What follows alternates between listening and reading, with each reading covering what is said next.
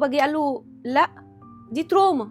الهيلينج بكل بساطه احنا صغيرين ماما وبابا عملوا معانا ممكن احسن من اللي اتعمل فيهم شويه او زيه او اوحش وات ايفر. يعني تخيلي معايا كده، يعني صغري مخك، شوفي بعين طفل صغنن بيحط صباعه في فيشه الكهرباء فبابا جه قال له لا دي تروما.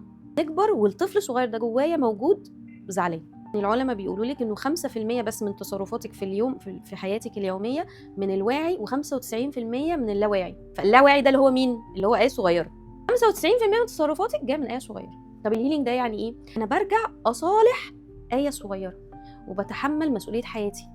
ما بقعدش ارمي اللوم على الناس، لا بالعكس، انا بتحمل بقى مسؤوليه انه انا دلوقتي المسؤول عن انه اعمل هيلينج لحياتي. قالوا اللي عملوه تفر حلو وحش حلو، فانت عليك مسؤوليه ان انت تصالح نفسك، تشوفها، تحبها، تحضنها، تقدرها وتكمل بقى. انت المسؤول عن ان انت تكمل حياتك.